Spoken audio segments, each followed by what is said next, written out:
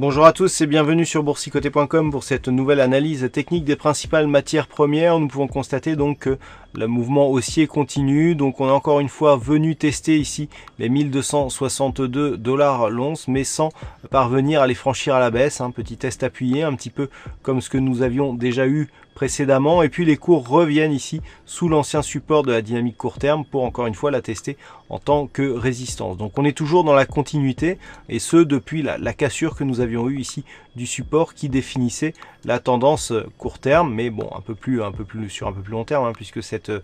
tendance démarrait ici de la fin de l'année 2016. Donc le fait que l'on ait ici cette zone qui soit transformée en résistance montre que l'on est toujours d'un point de vue global dans une rupture de la dynamique. Pour l'instant, on est dans une neutralisation, et ce tant que les cours resteront entre ce point bas significatif des 1218 et cette zone de résistance ici des 1296 $ l'once. La dynamique à l'intérieur de cette tendance reste plutôt haussière, avec ici une succession de points bas qui se fait qui évolue d'une manière croissante. Si les cours venaient à casser ici d'une manière un peu plus forte cette ancienne zone de support qui est depuis devenue résistance oblique, eh bien on pourrait avoir une accélération qui pourrait précipiter un possible retour sur la zone de résistance majeure des 1303 $ l'once.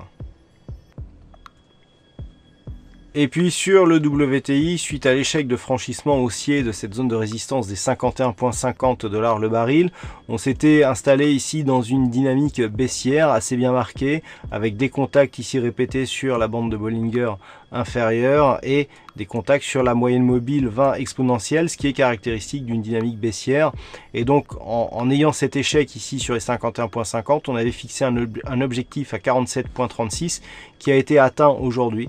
puisqu'après ici ce mouvement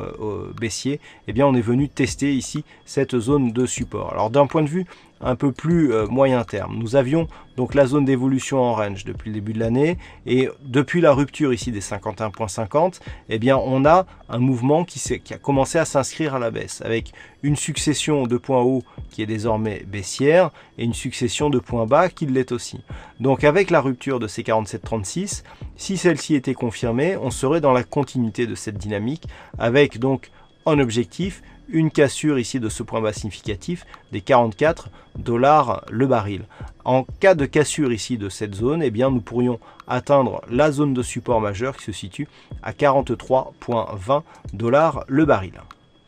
Du point de vue des indicateurs, on a une dynamique qui est plutôt haussière ici en forme de rebond sur le stochastique, idem pour le RSI qui sort de sa zone de survente, et le MACD nous donne un petit signal de retournement. Tant que ce rebond technique, s'il se met en place, ne dépasse pas la moyenne mobile 20 exponentielle, eh bien il n'y a pas de remise en cause de la poursuite de ce mouvement baissier. Voilà donc ce que l'on peut dire sur l'analyse technique de ces principales matières premières. Passez de bons trades, un bon week-end, et on se retrouve dès la semaine prochaine pour d'autres analyses techniques, toujours sur le site boursicoté.com.